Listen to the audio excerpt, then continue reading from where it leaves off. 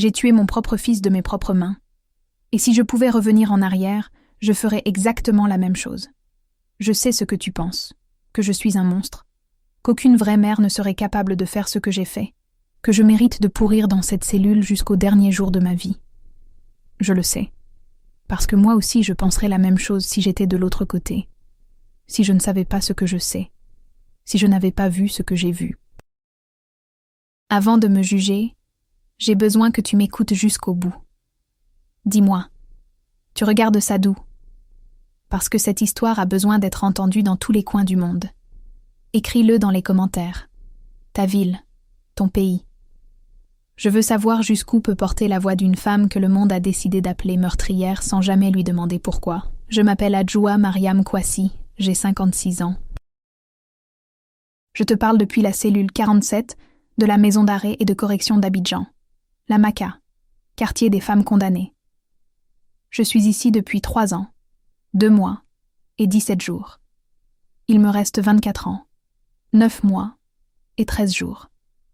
Si je ne meurs pas avant. Parfois je me dis que ce serait mieux ainsi. On m'a condamné à 28 ans pour homicide volontaire, avec circonstances aggravantes de parenté.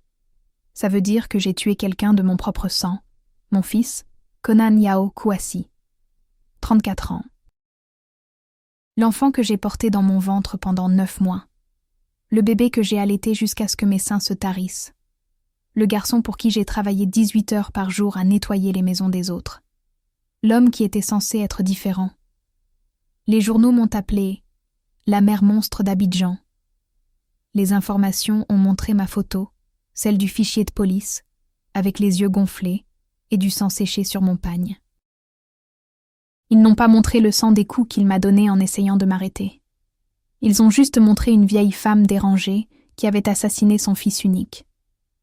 Personne n'a demandé pourquoi. Personne n'a voulu écouter. Ni la police, ni le procureur, ni le juge qui m'a condamné en me regardant comme si j'étais une ordure.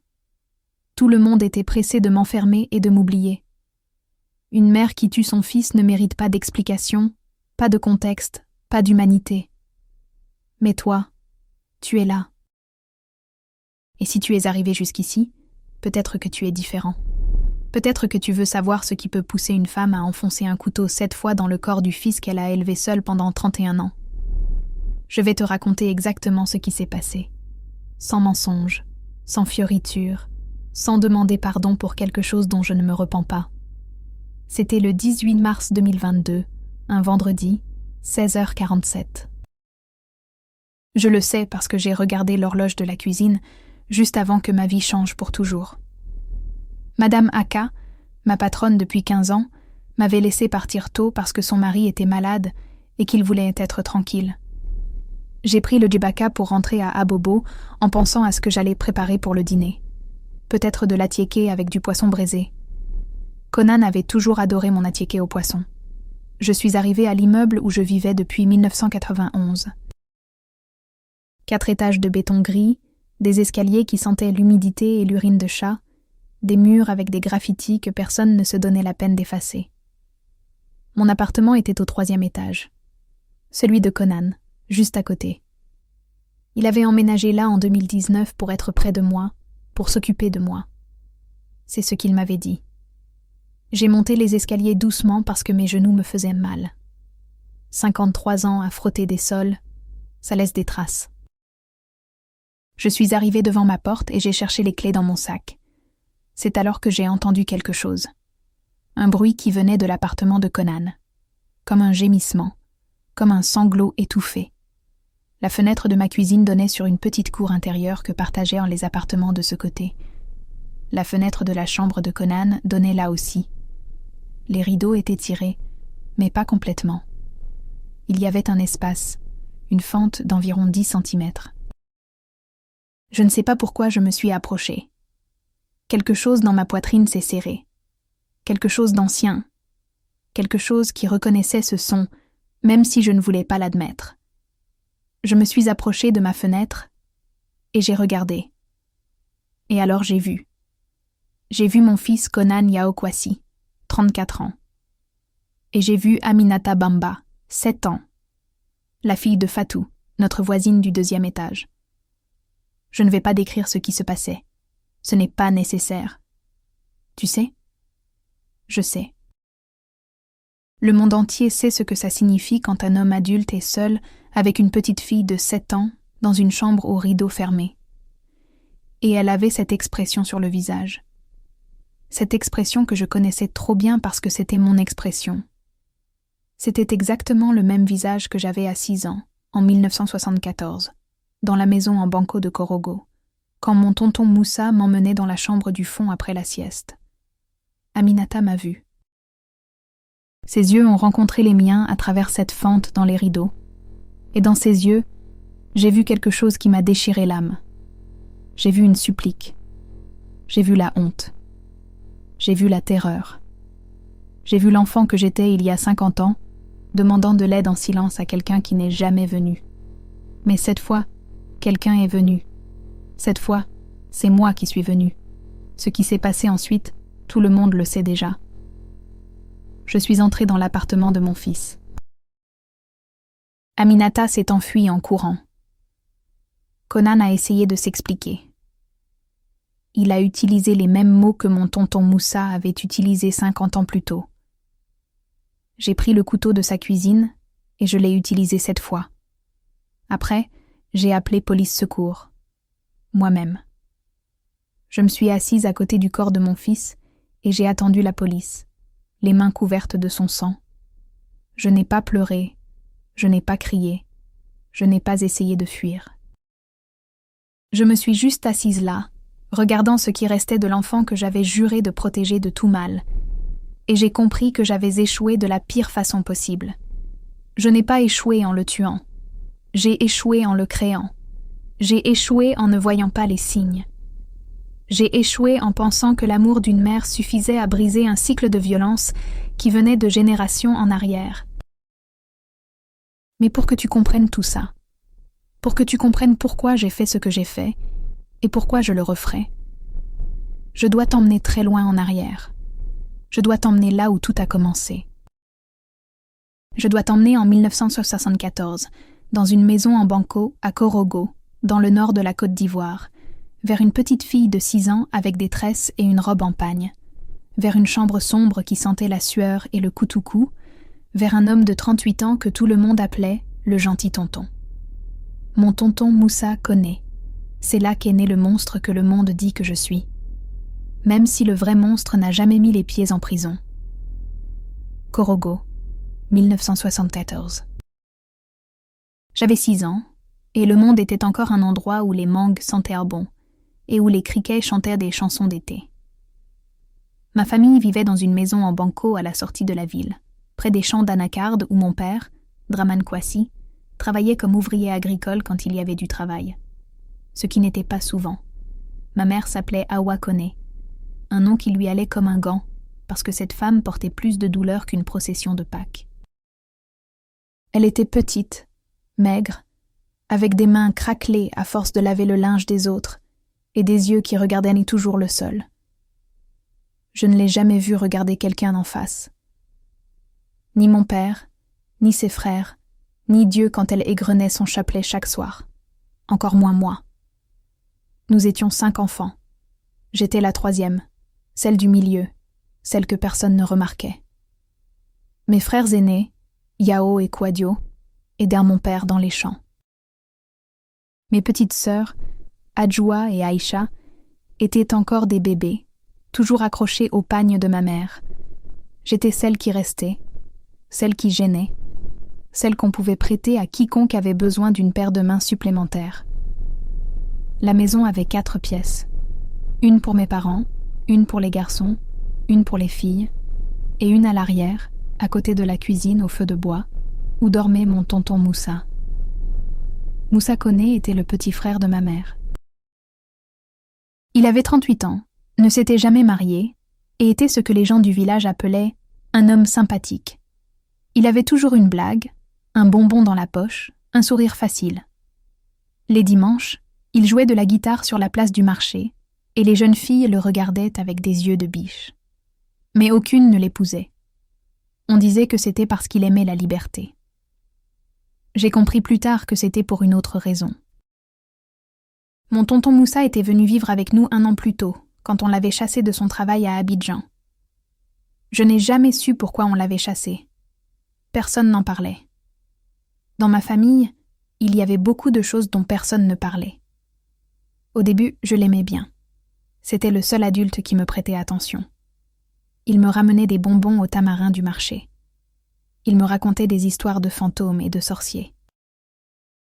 Il me laissait m'asseoir sur ses genoux pendant qu'il jouait de la guitare. Ma mère disait que c'était bien que tonton Moussa m'aime tant, parce qu'ainsi elle pouvait s'occuper des jumelles sans se soucier de moi. Tout a changé un après-midi d'août. Il faisait une chaleur à faire fondre les pensées. Après le repas, tout le monde est allé faire la sieste.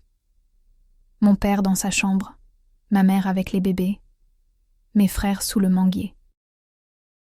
J'étais en train de jouer dans la cour avec des cailloux, faisant une petite maison, quand mon tonton Moussa est sorti de sa chambre. Il m'a dit d'entrer, qu'il avait un cadeau pour moi, que c'était un secret. Je suis entrée. Je ne vais pas raconter les détails de ce qui s'est passé dans cette chambre. Pas parce que j'ai honte, plus maintenant, mais parce qu'il y a des choses que les mots ne peuvent pas contenir. Il y a des violences que le langage n'arrive pas à décrire. Je dirais seulement que quand je suis sortie de cette chambre, je n'étais plus la même enfant qui y était entrée. Quelque chose s'était brisé en moi, quelque chose qui ne serait plus jamais entier. Mon tonton Moussa m'a dit que c'était notre secret, que si je le disais à quelqu'un, personne ne me croirait, qu'on penserait que j'étais une mauvaise fille, une menteuse, une dévergondée, que ma maman me détesterait, que mon papa me battrait, que Dieu me punirait pour avoir fait des choses sales. J'avais 6 ans. J'ai cru tout ça. Ça s'est passé une fois, puis une autre encore. Chaque fois qu'il y avait la sieste, chaque fois que ma mère était occupée, chaque fois que personne ne regardait. Pendant 4 ans. 4 ans de secret. 4 ans de honte. 4 ans à sentir que mon corps ne m'appartenait pas, qu'il était un objet sale que quelqu'un utilisait puis jetait jusqu'à la prochaine fois. J'ai essayé de le dire à ma mère. Une fois. J'avais 8 ans. Je me suis armée de courage pendant des semaines. J'ai répété les mots dans ma tête. Un jour, pendant qu'elle lavait le linge au lavoir, je me suis approchée et je lui ai dit que tonton Moussa me faisait des choses que je n'aimais pas. Elle a arrêté de frotter le linge. Elle est restée immobile un moment. Et puis, sans me regarder, sans se retourner vers moi une seule fois, elle m'a dit de ne pas raconter des bêtises, que tonton Moussa était un homme bien, que je devais être confuse, que je devais aller jouer et arrêter de l'embêter avec des conneries.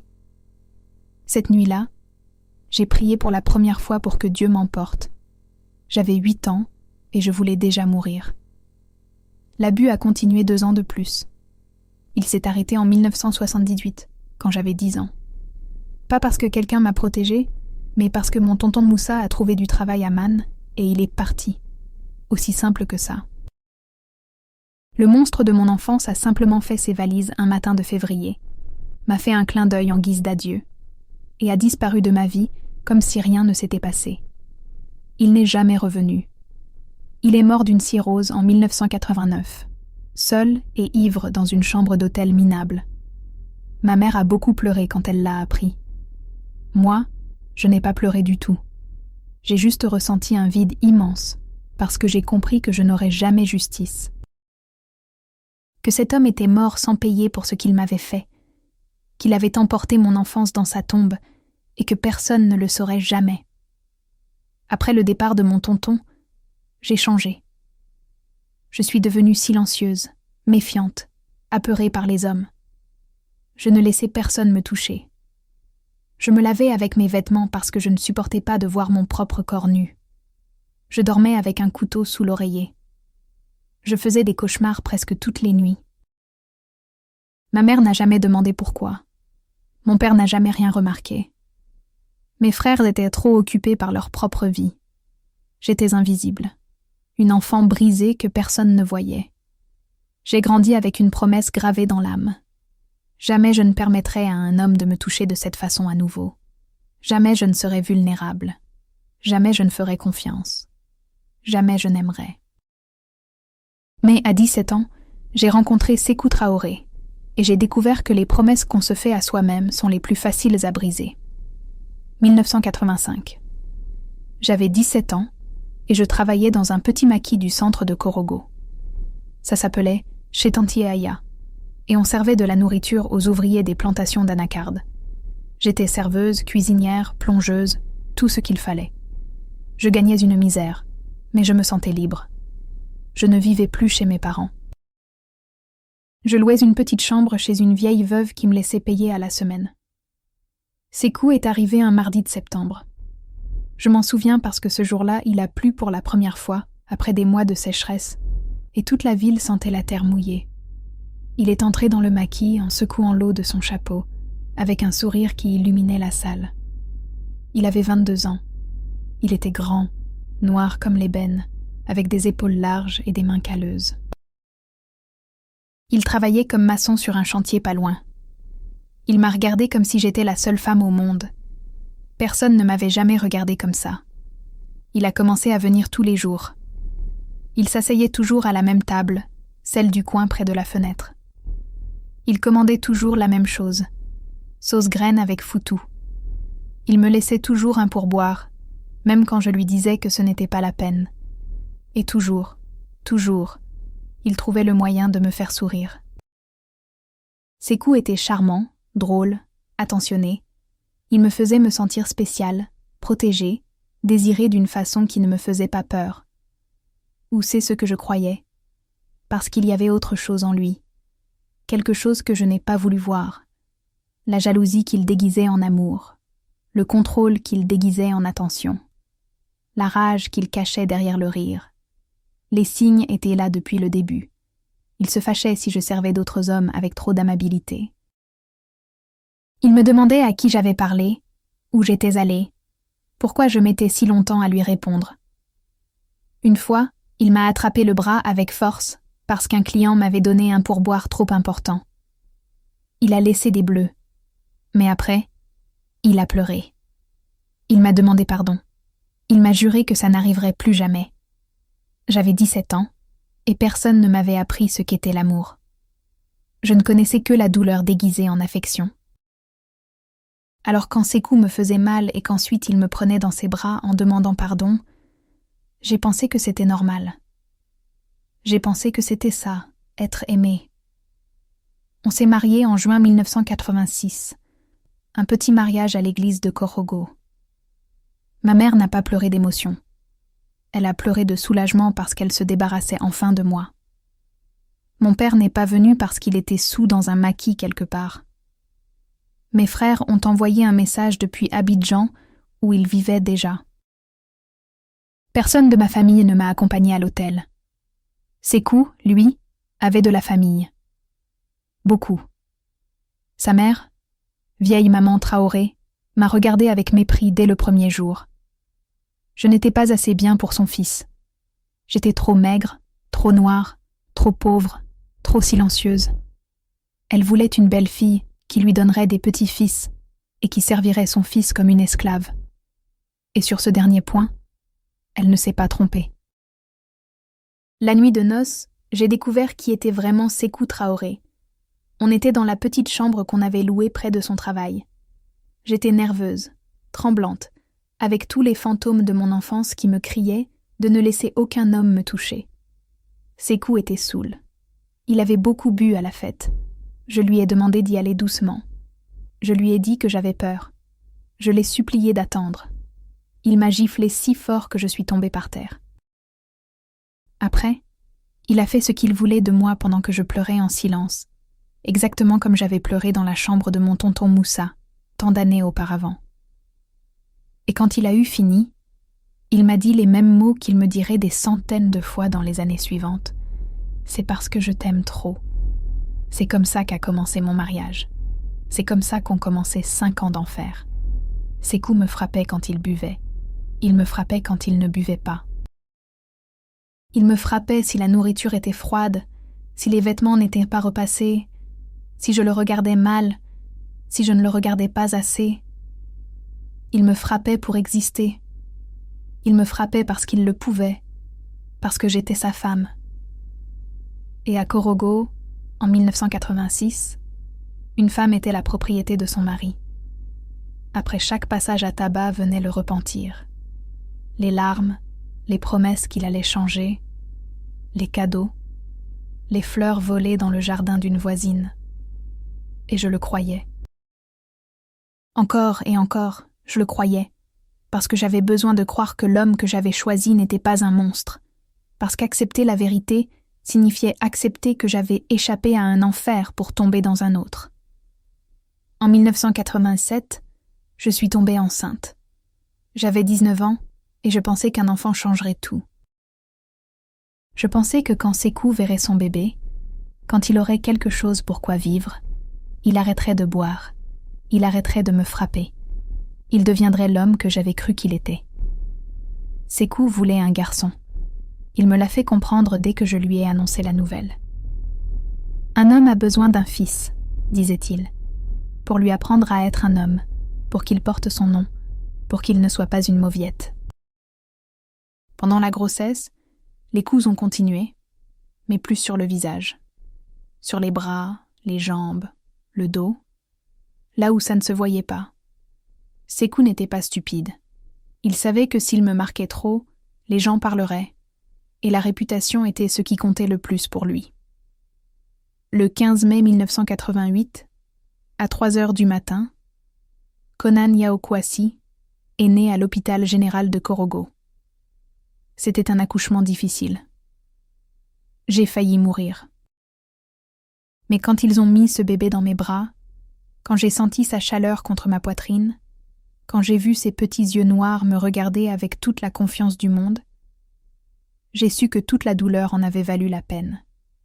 C'était un garçon. Sékou était content.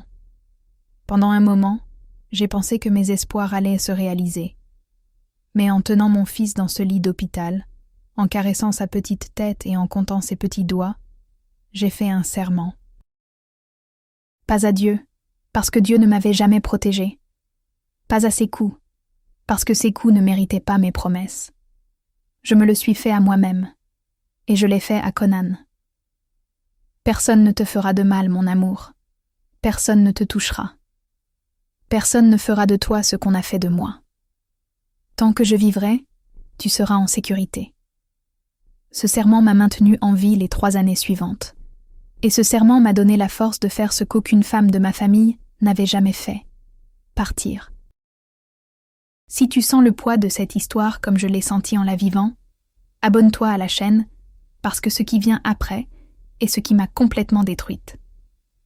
Les 3 années qui ont suivi la naissance de Konan ont été les plus sombres de mon mariage. Sékou n'a pas changé avec l'arrivée du bébé. Il a empiré. Maintenant, en plus de me frapper, il avait une autre façon de me torturer, menacer de faire du mal à Konan. Il ne l'a jamais touché pendant ses premières années, mais il me le rappelait constamment. Si le repas n'est pas prêt quand j'arrive, le petit va payer. Si tu ne me prépares pas mes vêtements propres, le petit va payer. Si j'apprends que tu as parlé à un autre homme, le petit va payer. Je vivais dans un état permanent de terreur. Je ne dormais pas pour surveiller Konan. Je ne mangeais pas pour m'assurer qu'il mange, lui. Je suis devenue un fantôme, une ombre de femme qui n'existait que pour protéger son fils. Sékou buvait de plus en plus. Son travail de maçon était irrégulier et on passait des semaines sans argent. Quand il y avait de l'argent, il le dépensait en bière et en maquis. J'ai commencé à laver du linge pour les autres en cachette pour pouvoir acheter du lait et des couches pour Konan. Si Sékou l'apprenait, il me battait pour lui avoir désobéi. Parfois, il me battait devant le bébé. Konan pleurait et criait pendant que son père me traînait par les cheveux à travers la maison. J'essayais de ne pas crier, de ne pas effrayer mon fils encore plus. Mais parfois la douleur était trop forte. Le point de rupture est arrivé une nuit d'octobre 1991. Konan avait déjà 3 ans. C'était un bel enfant, aux grands yeux et au rire facile, qui ne comprenait pas encore pourquoi son papa tapait sa maman. Cette nuit-là, Sékou est rentré plus saoul que d'habitude. Il avait perdu de l'argent dans un pari et il avait besoin de se défouler sur quelqu'un. Il a commencé par moi, les coups habituels. Mais j'avais appris à les recevoir sans tomber, sans lui donner la satisfaction de me voir par terre. Ça l'a rendu encore plus furieux. Il avait besoin de me briser. Il avait besoin de me voir détruite. C'est alors qu'il a vu Conan. Mon petit était debout à la porte de la chambre, en pyjama, pleurant, m'appelant.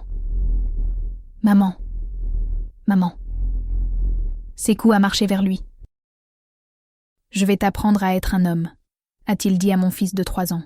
« Je vais t'apprendre ce que ta putain de mère ne sait pas. » Il a levé la main. Je ne sais pas d'où j'ai trouvé la force. Je ne sais pas comment j'ai pu bouger aussi vite avec le corps moulu de coups. Mais je me suis interposée entre Sékou et Conan. J'ai reçu le coup qui était destiné à mon fils. Je suis tombée. Je me suis relevée. Et pour la première fois en 5 ans de mariage, j'ai rendu le coup à mon mari. Je l'ai frappé avec une bouteille sur la tête. Pas assez fort pour le tuer. Juste assez pour l'étourdir. Il est tombé. J'ai attrapé Conan. J'ai attrapé un sac avec les premières choses que j'ai trouvées et je me suis enfuie de cette maison. J'ai couru 3 kilomètres dans l'obscurité, pieds nus, mon fils dans les bras, jusqu'à la gare routière de Korogo. J'avais 12 000 francs CFA dans la poche. Le billet pour Abidjan en coûtait 10 000. À 6 heures du matin, le 12 octobre 1991, Conan et moi sommes descendus du car à la gare routière d'Adjamé à Abidjan. Je ne connaissais personne. Je n'avais pas de travail. Je n'avais nulle part où dormir. J'avais juste 2 000 francs, un enfant de 3 ans, et la détermination que jamais, au grand jamais, un homme ne nous toucherait encore. Abidjan nous a accueillis avec son bruit, sa pollution, son indifférence. Les premiers jours, on a dormi dans la rue, dans un parc près de la gare, couvert de cartons. Conan ne comprenait pas ce qui se passait, mais il ne pleurait pas. C'était un enfant fort, plus fort que moi. J'ai trouvé du travail dans une maison du quartier de Cocody, à faire le ménage et la cuisine pour une famille riche. La patronne s'appelait Madame Aka. Elle était froide mais juste. Elle me payait peu, mais elle me laissait amener Conan. On dormait dans une petite chambre à côté de la cuisine. Ce n'était pas grand-chose, mais c'était plus que ce qu'on avait eu.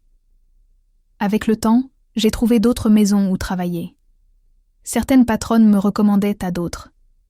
C'est comme ça que marchait le monde des bonnes, le bouche à oreille, travail dur et honnête. Ne jamais voler, ne jamais se plaindre, ne jamais demander plus que ce qu'on te donnait. En 1993, j'ai réussi à louer un appartement dans le quartier d'Abobo. Une pièce avec coin cuisine et salle de bain dans un immeuble qui tombait en ruine. Mais c'était à moi, c'était à nous. Et là, dans ce minuscule appartement qui sentait l'humidité et le gaz, j'ai élevé Conan. Je l'ai élevé avec tout l'amour que personne ne m'avait donné. Je l'ai élevé avec des valeurs, des principes, avec la certitude que les vrais hommes ne frappent pas et n'abusent pas. Je lui ai appris à respecter les femmes. Je lui ai appris à protéger les faibles. Je lui ai appris que la force n'est pas dans les poings, mais dans le cœur. Conan a été un bon enfant. Affectueux, obéissant, studieux. Il avait de bonnes notes, même si on devait partager les livres avec d'autres enfants parce qu'on n'avait pas les moyens d'acheter les nôtres. Il ne s'attirait jamais d'ennui. Il n'a jamais levé la main sur personne. Quand il a eu 12 ans, il a commencé à travailler avec moi dans les maisons les week-ends. Il portait des choses, nettoyait les jardins, lavait les voitures. Tout ce qu'il gagnait, il me le donnait. « Pour que tu sois plus tranquille, maman », me disait-il. À 18 ans, il est entré au lycée technique pour étudier la climatisation et le froid. Je travaillais 18 heures par jour pour payer les frais de scolarité. Mais ça en valait la peine. Mon fils allait avoir un métier. Mon fils n'allait dépendre de personne. En 2010, Conan a obtenu son diplôme. C'était le jour le plus heureux de ma vie jusque-là. Je l'ai vu recevoir son diplôme avec les yeux pleins de larmes, pensant à tout ce qu'on avait survécu pour arriver là. La violence, la pauvreté, la faim. Et là, il y avait mon garçon, avec sa toge et son mortier, me souriant depuis l'estrade. J'ai réussi, ai-je pensé. J'ai brisé le cycle. Conan a trouvé du travail rapidement. Il était bon dans ce qu'il faisait. Ça commençait à bien marcher pour lui. Il m'achetait des choses que je n'avais jamais eues. Un mixeur, une télévision, une nouvelle robe pour mon anniversaire. Il me rendait fière chaque jour. En 2019, quand j'avais 51 ans et lui 31, Conan a emménagé dans l'appartement d'à côté. Le voisin était parti, et Conan avait convaincu le propriétaire de le lui louer. « Pour être près de toi, maman », m'avait-il dit, « pour m'occuper de toi. » J'ai pleuré de bonheur. Après tout ce qu'on avait traversé, après tous les sacrifices, mon fils voulait être à mes côtés. Il voulait me protéger comme je l'avais protégé. Je n'ai pas vu les signes. Ou peut-être que je les ai vus, et que mon esprit a refusé de les traiter. Les signes que l'homme que j'avais élevé avec tant d'amour n'était pas celui que je croyais. Les signes que malgré tout ce que je lui avais enseigné, quelque chose de sombre vivait en lui. Quelque chose qui avait peut-être toujours été là. Quelque chose qu'il avait hérité de son père, ou de mon oncle, ou de toute cette chaîne de violence qui vient de générations en arrière et qui semble impossible à briser. Mais en 2019, je ne savais rien de tout ça.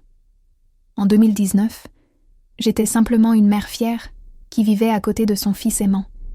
La vérité n'arriverait que 2 ans plus tard, quand une mère célibataire et sa fille de 6 ans ont emménagé dans l'immeuble, quand j'ai connu Fatou et Aminata.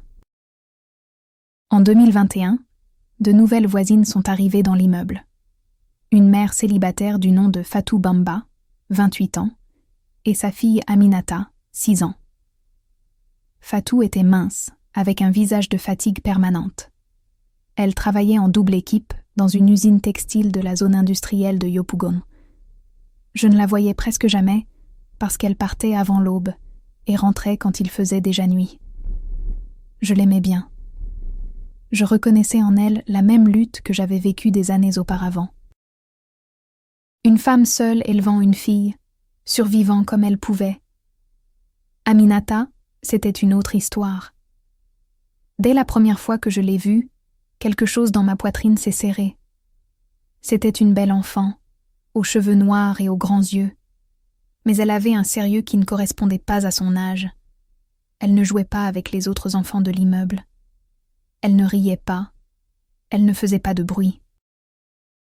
Elle s'asseyait dans les escaliers pour attendre sa maman, le regard perdu, comme si elle était ailleurs. Je reconnaissais ça. C'était le regard que j'avais eu à son âge. Le regard de quelqu'un qui porte un secret trop lourd pour son petit corps. Conan s'est proposé pour garder Aminata quand Fatou travaillait. C'était une offre généreuse. Ou c'est ce que j'ai pensé. Mon fils avait toujours été bon avec les enfants. Les patronnes des maisons où j'avais travaillé me disaient toujours combien il était gentil avec leurs enfants. Fatou a accepté avec joie. Elle n'avait pas d'argent pour payer une garderie et n'avait pas de famille à Abidjan. Conan est devenu le gardien d'Aminata plusieurs après-midi par semaine. Au début, tout semblait fonctionner parfaitement. Aminata avait l'air calme, elle mangeait bien, elle faisait ses devoirs. Fatou était plus détendue, sachant que sa fille était entre de bonnes mains. Je me sentais fière de Conan. Mon fils, aidant une mère célibataire sans rien demander en échange. C'est comme ça que je l'avais élevé. C'est pour ça que tous mes sacrifices avaient servi. Les premiers changements ont été subtils, si subtils que je ne les ai presque pas remarqués. Ou peut-être que je les ai remarqués mais que je n'ai pas voulu les voir. Aminata avait toujours été une enfant silencieuse, mais après quelques mois avec Conan, elle est devenue pratiquement muette. Elle ne disait plus bonjour quand je la croisais dans les escaliers. Elle ne souriait plus quand je lui donnais des biscuits. Elle baissait les yeux et se collait au mur comme si elle voulait disparaître. J'ai demandé à Conan s'il s'était passé quelque chose, si la petite allait bien. s'il y avait un problème. Conan a ri. « C'est l'âge, maman, m'a-t-il dit. Les petites filles sont bizarres à cet âge-là. Ça va lui passer. » Je l'ai cru, parce que c'était mon fils. Parce que je le connaissais depuis qu'il était bébé. Parce que je ne pouvais pas imaginer que l'enfant que j'avais élevé avec tant d'amour puisse être quelque chose de mauvais.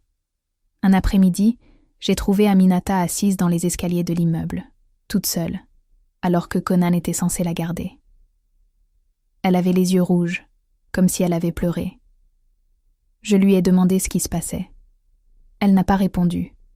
Elle m'a juste regardé avec ses yeux immenses et a dit un seul mot. Rien. Ce mot m'a hanté pendant des semaines. La façon dont elle l'a dit. Le ton vide. Le regard perdu. C'était le même mot que j'utilisais quand j'avais 6 ans et que quelqu'un me demandait pourquoi j'étais triste. Rien. Toujours rien. Parce que le secret était trop grand pour le dire et trop lourd à porter.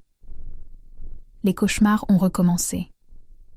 Après presque 40 ans sans rêver de mon tonton Moussa, je le voyais soudain toutes les nuits.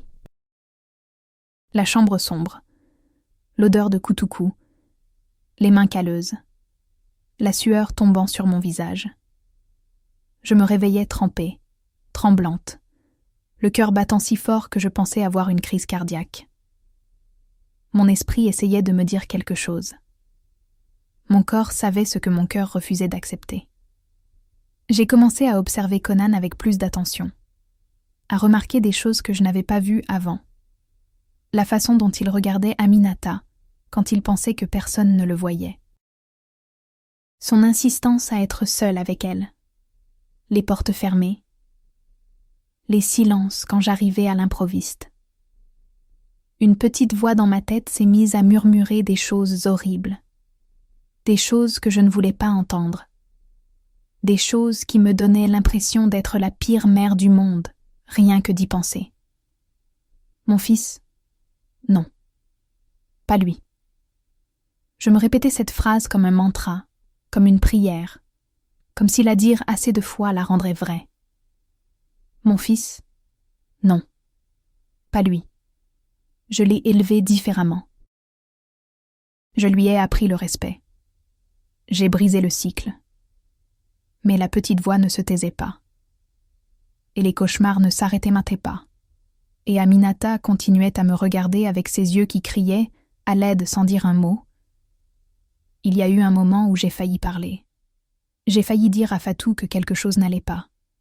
J'ai failli lui demander de trouver quelqu'un d'autre pour garder Aminata. Mais je ne l'ai pas fait, parce que le faire signifiait accepter l'impensable. Reconnaître que mon fils, mon Conan, le bébé que j'avais sauvé de ses coups, le garçon que j'avais élevé seul avec tant de sacrifices, était un monstre comme tous les hommes que j'avais fuis toute ma vie. Je n'ai pas pu, je n'ai pas voulu. Je me suis convaincue que j'étais paranoïaque, que les traumatismes de mon enfance me faisaient net voir des choses là où il n'y en avait pas, que je devais faire confiance à mon fils parce qu'il le méritait.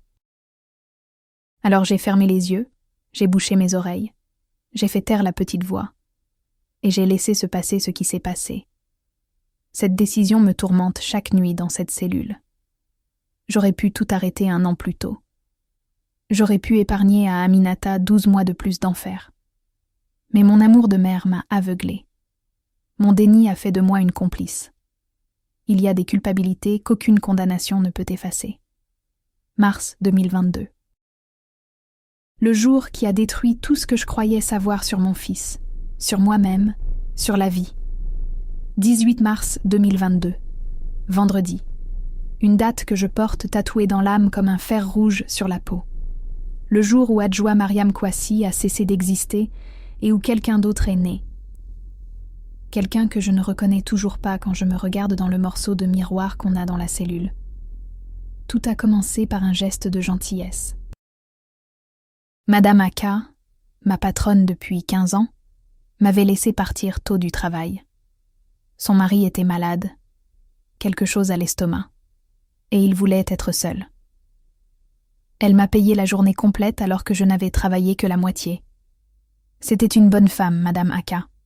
une des rares patronnes qui me traitait comme une personne et non comme un meuble. J'ai pris le Jebaka pour rentrer à Abobo.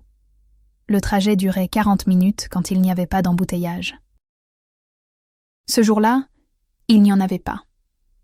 Je suis arrivée à l'immeuble à 16h30. Un horaire où normalement je serais encore en train de frotter des sols chez les riches. Le soleil de mars entrait en biais par les fenêtres de l'immeuble, peignant les murs écaillés d'une couleur orange sale. Ça sentait la friture et les égouts bouchés. Les bruits de toujours. Des télévisions à fond, des enfants qui criaient dans la rue, des chiens qui aboyaient dans le vide. J'ai monté les escaliers doucement, sentant chacune de mes 53 années dans les genoux. Je suis arrivée au 3e étage et j'ai cherché les clés dans mon sac. C'est alors que je l'ai entendu. Un bruit qui venait de l'appartement de Conan. Un gémissement, un sanglot étouffé, comme un petit animal blessé qui essaie de ne pas faire de bruit. Je suis restée paralysée devant ma porte, les clés à la main. Le cœur s'est accéléré sans raison apparente, ou avec toutes les raisons du monde. Mon corps savait avant mon esprit. La fenêtre de ma cuisine donnait sur la cour intérieure, la même qui donnait sur la chambre de Conan. Je ne sais pas pourquoi j'ai marché vers là, je ne sais pas quelle force m'a poussée. Je sais seulement que mes pieds ont avancé tout seuls, pendant que mon cerveau criait que je ne voulais pas voir, que je n'avais pas besoin de voir, qu'il y a des choses qu'il vaut mieux ne pas savoir. Je me suis approchée. Les rideaux de la chambre de Conan étaient presque fermés. Presque. Il y avait une fente d'environ 10 cm, où le tissu n'arrivait pas à couvrir la vitre. Une petite fente, suffisante pour voir ce qui se passait à l'intérieur. La lumière de l'après-midi entrait par cette fente et illuminait la scène comme un projecteur de théâtre. Comme si l'univers voulait s'assurer que je vois chaque détail. Chaque putain de détail. J'ai vu mon fils Conan Yaokwasi, 34 ans. L'enfant que j'ai porté dans mon ventre. Le bébé que j'ai allaité. Le garçon que j'ai élevé seul. L'homme que je croyais connaître. Et j'ai vu Aminata. Aminata Bamba, 7 ans tout juste. La petite aux yeux tristes. La fille de Fatou. L'enfant que mon fils s'était proposé de garder par pure bonté. Je ne vais pas décrire exactement ce que j'ai vu. Il y a des images qui ne méritent pas d'être dites à voix haute. Il y a des scènes que le langage ne devrait pas pouvoir nommer. Je dirais seulement qu'à ce moment-là, en cet instant éternel qui a duré peut-être 3 secondes, toute ma vie a défilé devant mes yeux. J'ai vu la chambre de mon tonton Moussa à Korogo. J'ai vu les mains calleuses qui s'approchaient. J'ai vu le plafond en banco, pendant que je m'en allais ailleurs dans mon esprit pour échapper à ce qui se passait. J'ai vu l'enfant de 6 ans que j'étais, paralysé de terreur, sans voix pour crier, sans force pour courir, sans personne pour venir la sauver. Et j'ai vu Aminata avec la même expression, la même terreur, la même paralysie. C'était moi. C'était exactement moi, à 6 ans. L'histoire qui se répète. Le cycle que j'avais juré de briser continuant à travers mon propre sang. Alors Aminata s'est tournée vers la fenêtre. Ses yeux ont rencontré les miens, à travers cette putain de fente. Et dans ses yeux, j'ai vu tout ce qu'elle ne pouvait pas dire avec des mots. Aide-moi. S'il te plaît, sauve-moi. Les mêmes mots que j'avais criés en silence pendant 4 ans de mon enfance. Les mots que personne n'a entendus. Les suppliques auxquelles personne n'a répondu. Quelque chose s'est brisé en moi à ce moment-là.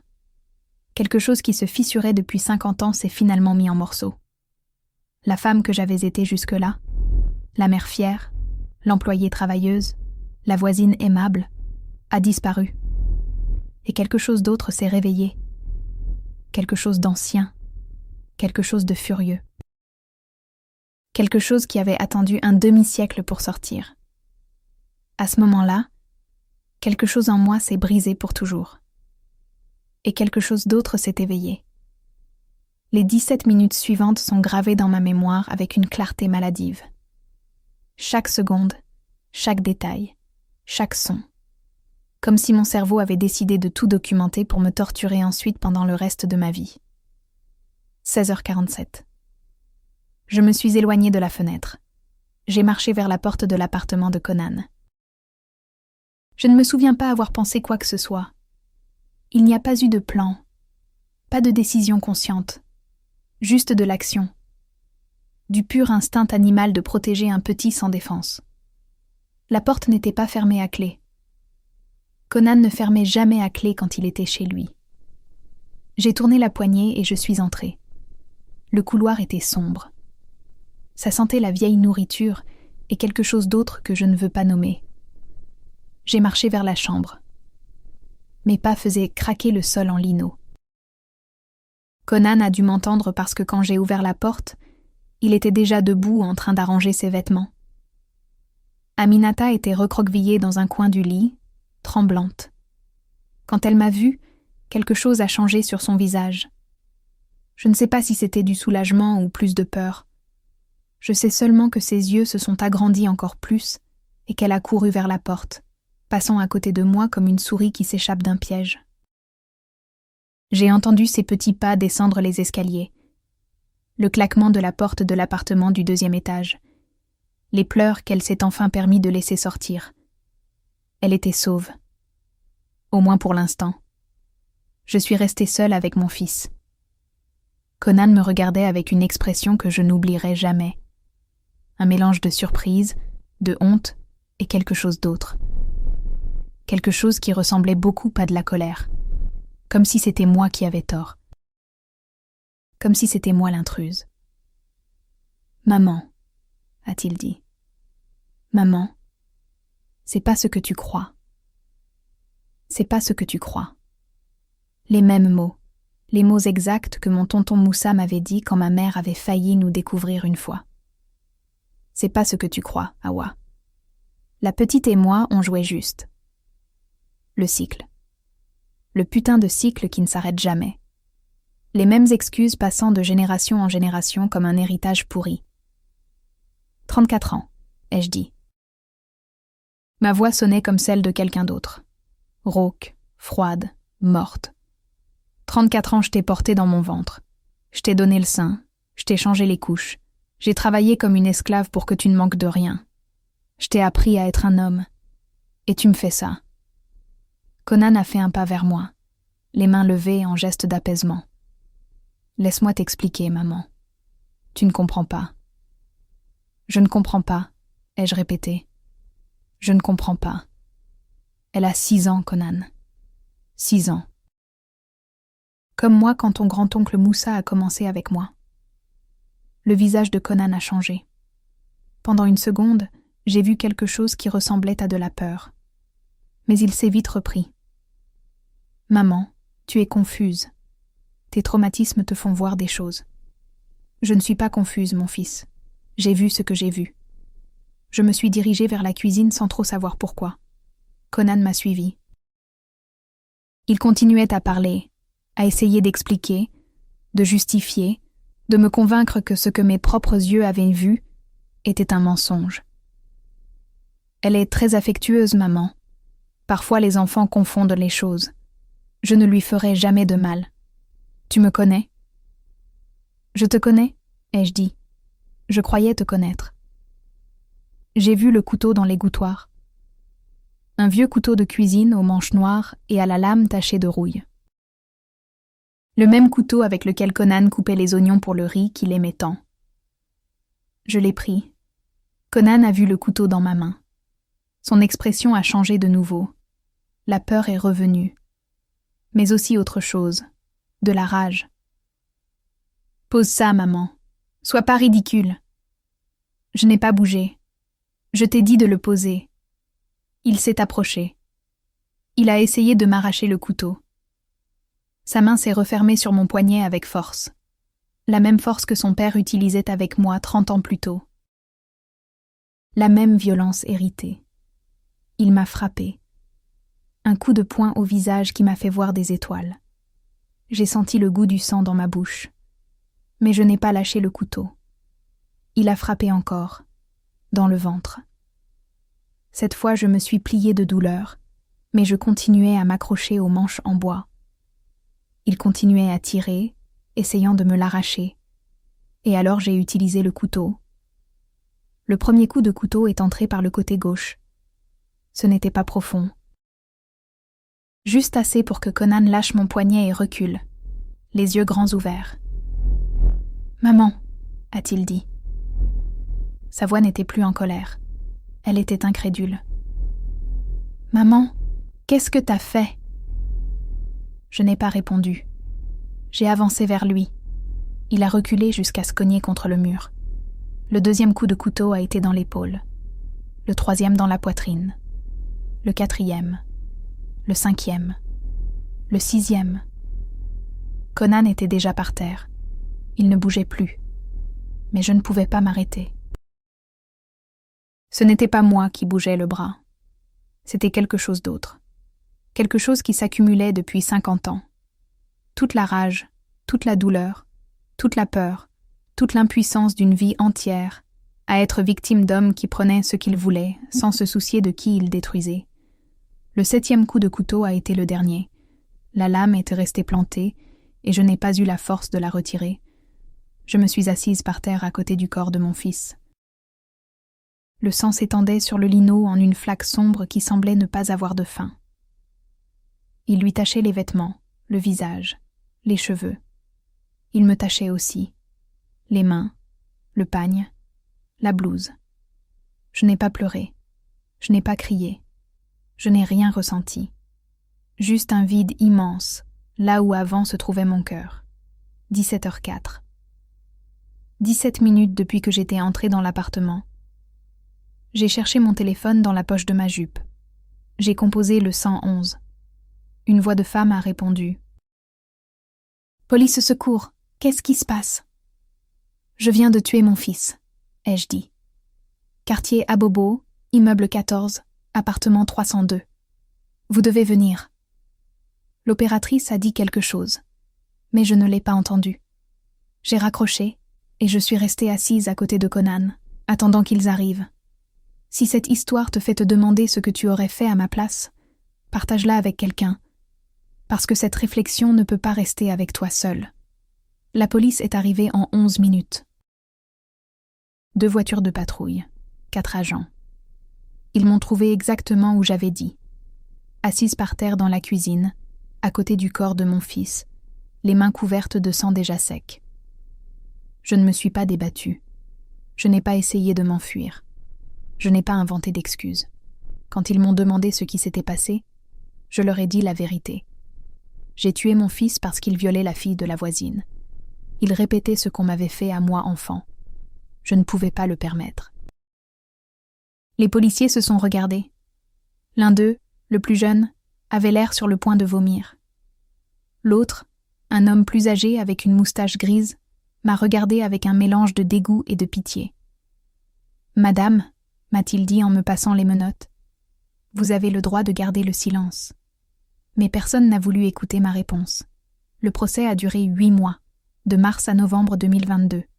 8 mois d'audience, de déclarations, de témoignages et de paperasse. 8 mois pendant lesquels j'ai appris que la justice et la loi ne sont pas toujours la même chose. On m'a assigné un avocat commis d'office. Il s'appelait Maître Koulibaly. Un homme de 50 ans et quelques, au costume froissé et à la laine de café rance. Il avait trop de dossiers et trop peu de temps. Il m'a rendu visite 3 fois pendant toute la procédure. Chaque visite durait moins de 20 minutes. Les chefs d'accusation étaient homicide volontaire avec circonstances aggravantes de parenté. La circonstance aggravante signifiait plus d'années de condamnation. Tuer un inconnu dans les mêmes circonstances aurait été moins grave aux yeux de la loi que tuer mon propre fils. L'ironie de ça me retourne encore l'estomac. Le procureur de la République a présenté son dossier de manière simple et percutante. Une femme de 53 ans avait assassiné son fils de 34 ans en le poignardant 7 fois avec un couteau de cuisine. Elle avait avoué. Elle avait elle-même appelé la police. Il n'y avait aucun doute sur sa culpabilité. Quand mon avocat a essayé de présenter ma défense, quand il a essayé d'expliquer le contexte, le juge l'a coupé à chaque fois. L'historique d'abus dans l'enfance de l'accusé n'est pas pertinent pour cette affaire. Les spéculations sur la conduite de la victime ne peuvent pas être prouvées. Limitez-vous aux faits du 18 mars. Les faits. Comme si les faits existaient dans un vide. Comme si toute une vie de traumatisme ne pesait pas au moment de prendre une décision. Aminata a témoigné. On l'a fait témoigner à huis clos, dans cette salle spéciale où les enfants n'ont pas à voir les avocats. On m'a raconté après ce qu'elle avait dit. Elle a raconté ce que Conan lui avait fait pendant 1 an. Elle a raconté les secrets, les menaces, la douleur. Elle a tout raconté avec la voix entrecoupée d'une petite fille de 7 ans qui ne devrait pas savoir les choses qu'elle savait. Le procureur a rejeté son témoignage. Déclaration incohérente, a-t-il dit. Possiblement influencée par l'accusé. Il n'y a aucun moyen de prouver que ce qu'elle dit est vrai. Une petite fille de 7 ans pleurant devant une caméra en racontant des horreurs que personne de son âge ne devrait connaître. Et on l'a traitée de menteuse. On l'a traitée d'incohérente. Comme si à 7 ans on pouvait inventer ces choses-là. Comme si à 7 ans on savait même que ces choses-là existaient. Fatou a aussi témoigné. Au début, elle a tout nié. Elle a dit que Conan était un bon garçon, qu'elle n'avait jamais rien remarqué de bizarre, que sa fille inventait parfois des histoires. La peur la faisait parler ainsi. La peur qu'on la blâme elle pour ne pas avoir protégé Aminata. La peur qu'on lui enlève sa fille. La peur que toutes les mères pauvres connaissent. La peur d'un système qui nous enlève le peu qu'on a. Après, elle a changé sa déclaration. Quand Aminata a commencé la thérapie et que la psychologue a confirmé les signes d'abus. Quand ils ont fouillé l'ordinateur de Conan et ont trouvé les images. Quand c'était déjà trop tard pour changer quoi que ce soit. La famille de Sékou est apparue de nulle part. Des cousins, des oncles, même la mère de ce salaud qui n'avait jamais montré d'intérêt pour son petit-fils. Ils sont tous venus au procès pour détruire mon image. Pour dire que j'avais toujours été une femme instable, violente, menteuse. Que j'avais éloigné Conan de son père. Que j'avais inventé les coups pour garder l'enfant. Que probablement j'avais aussi abusé de lui, et que c'est pour ça qu'il était si abîmé. Les médias se sont fait un festin. La mère monstre d'Abidjan, c'est comme ça qu'ils m'ont appelée. Ils ont mis ma photo dans tous les journaux télévisés, celle du fichier de police où j'ai l'air d'une folle dérangée avec du sang sur le visage. Ils ont fait des émissions spéciales sur l'affaire. Ils ont invité des psychologues de télévision qui donnèrent leur avis sans rien savoir. Tous disaient la même chose. Aucun motif ne justifie qu'une mère tue son propre fils. Ça ne justifie pas un homicide, madame. Cette phrase, on me l'a dite tellement de fois que j'ai perdu le compte.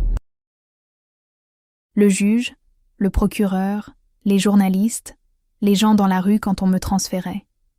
Tous répétant la même chose comme si c'était un mantra sacré. Et ils ont raison. Rien ne justifie un homicide. Je le sais. Je l'accepte. C'est pour ça que je suis ici, dans cette cellule, à payer pour ce que j'ai fait. Mais il y a une différence entre justifier et comprendre. Je ne leur ai pas demandé de justifier mes actes. Je leur ai juste demandé de comprendre pourquoi je les avais commis. Et personne n'a voulu. Personne n'a pu. Il y a eu une psychologue légiste qui m'a évaluée. Le docteur Diallo.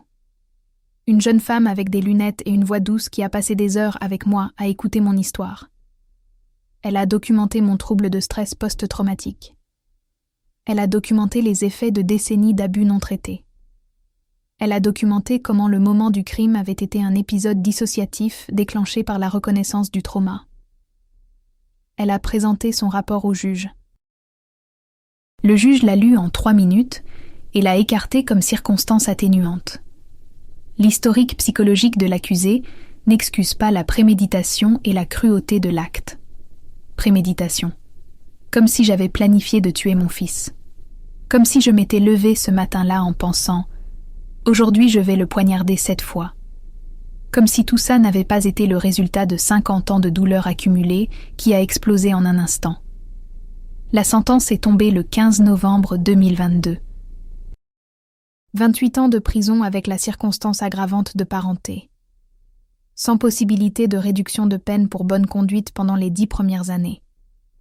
Quand le juge a lu la sentence, quand il a dit « 28 ans » d'une voix haute et claire, j'ai senti l'air s'échapper de mes poumons. 28 ans. Je sortirais de prison à 81 ans. Si j'arrivais à sortir, je mourrais probablement ici dedans. Mais j'ai aussi pensé à autre chose. J'ai pensé à Aminata. À son petit visage quand je l'ai vue courir vers les escaliers, à ses yeux qui avaient enfin trouvé quelqu'un pour la sauver. Aminata est en sécurité. Ça valait la peine. C'est ce que j'ai pensé à ce moment-là. Et c'est ce que je continue de penser chaque fois que le poids de ces murs m'écrase. Je suis à la Maca depuis 3 ans, et chaque jour je me pose la même question. La maison d'arrêt et de correction d'Abidjan est une ville dans la ville. Des milliers de femmes enfermées dans un espace conçu pour la moitié. Des cellules qui devraient avoir 2 lits en ont 4. Les couloirs sentent la sueur, la nourriture rance, le désinfectant bon marché qui ne désinfecte rien. Le bruit ne s'arrête jamais. Il y a toujours quelqu'un qui crie, qui pleure, qui se bat, qui prie. Ma cellule est la 47 du quartier des condamnés. Je partage l'espace avec 3 autres femmes. Fanta, qui a tué son mari après 20 ans de coups. Mariam, qui transportait de la drogue pour nourrir ses enfants et s'est fait prendre à un barrage. La vieille, qui ne raconte jamais pourquoi elle est là et personne ne lui demande. Toutes connaissent mon histoire ici. Dedans, les ragots circulent plus vite que les cafards. La mer monstre d'Abidjan. Certaines me regardent avec mépris. D'autres avec curiosité. D'autres, celles qui comprennent ce que c'est que de vivre avec un prédateur près de soi, me regardent avec quelque chose qui ressemble à du respect. Fanta m'a dit une fois qu'elle aurait fait la même chose. Si elle avait su que son mari touchait sa petite fille, elle l'aurait tué de ses propres mains, pas avec un couteau, avec les mains, pour le sentir mourir. Mariam m'a dit que je suis folle, que peu importe à quel point mon fils était un salaud, c'était mon fils, que le sang ne se tue pas. Que Dieu va me punir. La vieille n'a rien dit, elle a juste hoché la tête une fois, comme quelqu'un qui comprend sans avoir besoin de mots. La routine ici est toujours la même. On nous réveille à 6 heures du matin, petit déjeuner à 7 heures, travail ou atelier de 8 heures à midi, déjeuner, puis travail ou cours, dîner à 18 heures, enfermement à 20 heures, et puis les longues heures de la nuit avec les ronflements et les pleurs et les cris des cauchemars des autres. Je travaille à la blanchisserie. 8 heures par jour à laver des draps, des uniformes, des sous-vêtements de femmes que je ne connais pas. Le savon m'a laissé les mains craquelées et rouges, comme quand je travaillais dans les maisons des riches. Certains cycles ne se brisent jamais. Parfois j'écris des lettres. J'ai un cahier où j'écris des lettres que je n'envoie jamais. La plupart sont pour Aminata. Chère Aminata, je commence toujours. Après, je reste à regarder le papier sans savoir quoi dire. Comment expliques-tu à une enfant que tu as tué son agresseur ? Comment lui dis-tu que tu l'as fait pour elle sans qu'elle porte cette culpabilité le reste de sa vie ? Comment lui demandes-tu pardon de ne pas l'avoir sauvée plus tôt ? Les lettres s'accumulent dans mon cahier, des dizaines de débuts sans fin. Chère Aminata, chère Aminata, chère Aminata. J'ai su par Fatou qu'Aminata suit une thérapie. Fatou m'a rendu visite une fois l'année dernière. Elle est venue me demander pardon d'avoir tout nié au début. Elle est venue me remercier d'avoir fait ce qu'elle n'avait pas eu le courage de faire. Aminata va mieux, m'a-t-elle dit. La psychologue dit qu'elle aura besoin d'années de travail, mais qu'elle est forte, qu'elle va s'en sortir, que ce que tu as fait, même si c'était terrible, lui a probablement sauvé la vie. Elle m'a aussi parlé de l'ordinateur. Quand la police a finalement examiné les appareils de Conan, ils ont trouvé des centaines d'images, des vidéos, du matériel qui prouvait au-delà de tout doute que mon fils était exactement ce que j'avais vu qu'il était. Mais à ce moment-là, ma sentence était déjà prononcée. Et le procureur a dit que ça ne changeait pas les faits de l'affaire. J'avais tué un homme. Que cet homme soit un monstre ne faisait pas de moi une meurtrière moins coupable. Mon fils était un monstre. Le monstre que j'avais juré de ne jamais élever. C'est la question qui me tourmente chaque nuit quand les lumières s'éteignent et que le silence de la cellule me permet de penser. Où ai-je échoué? Qu'est-ce que j'ai fait de travers? C'est ma faute? Je lui ai donné tout l'amour que j'avais. Je lui ai enseigné des valeurs. Je lui ai montré le respect. Je l'ai élevé exactement de la façon opposée à comme on m'a élevé. Et pourtant, il est devenu la même chose que son père. Que mon oncle. Que tous les hommes de merde qui ont détruit les femmes de ma famille depuis des générations. C'était la génétique? C'était écrit dans son sang avant même qu'il naisse? A-t-il hérité quelque chose de ces coups qu'aucune quantité d'amour ne pouvait effacer? Ou c'était moi? Mon traumatisme s'est-il infiltré d'une façon que je ne comprends pas? Lui ai-je transmis le poison sans m'en rendre compte? L'ai-je brisé en essayant de ne pas le briser? Je n'ai pas de réponse. Seulement des questions qui tournent dans ma tête comme des vautours attendant que je meure. Ce que je sais, c'est que le cycle du trauma est plus fort que je ne l'imaginais. Je pensais que l'amour suffisait. Je pensais que la volonté d'être différente était suffisante. Mais il y a des chaînes invisibles qui nous attachent à nos ancêtres. Des fils de douleur qui se tissent de génération en génération sans qu'on puisse les voir, jusqu'à ce qu'il soit trop tard. Est-ce que je regrette? C'est la question que tout le monde veut savoir, celle que me posent les psychologues d'ici, les compagnes de cellule, les journalistes qui demandent parfois des interviews. Regrettez-vous ce que vous avez fait, Madame Kwasi? Et la réponse est compliquée. Parce que ce n'est pas oui ou non, c'est les deux en même temps. Je ne regrette pas d'avoir protégé Aminata. Je ne regrette pas d'avoir arrêté mon fils avant qu'il détruise d'autres vies. Je ne regrette pas d'avoir été la personne que personne n'a été pour moi quand j'avais 6 ans. Mais je regrette de ne pas avoir vu les signes plus tôt. Je regrette de m'être aveuglée par amour. Je regrette chaque jour qui est passé entre le premier abus et le moment où j'ai agi. Je regrette de ne pas avoir été plus forte, plus courageuse, plus consciente. Je regrette d'avoir élevé un monstre sans savoir que je l'élevais. Et surtout, je regrette que ma façon de protéger Aminata ait été par la violence. Parce qu'à ce moment-là, quand j'ai enfoncé le couteau dans le corps de mon fils, je suis devenue ce que j'avais haï toute ma vie. Je suis devenue quelqu'un qui résout les problèmes avec le sang. Je suis devenue partie du cycle que je voulais briser. La justice est un concept étrange vu depuis une cellule. Dehors, tout le monde parle de justice comme si c'était quelque chose de clair. Quelque chose qu'on peut mesurer et peser. Mais ici dedans, entouré de femmes qui ont tué par faim, par peur, par désespoir, je comprends que la justice est plus complexe que ce que disent les livres. Est-ce juste que je sois ici pendant 28 ans? Peut-être. J'ai tué une personne. Ça a des conséquences.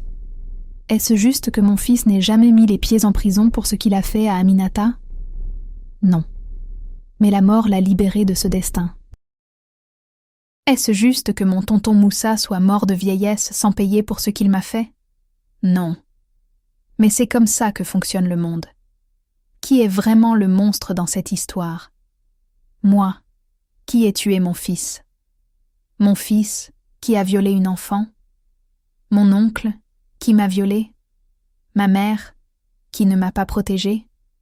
Le système qui ignore les victimes jusqu'à ce qu'elles deviennent des bourreaux?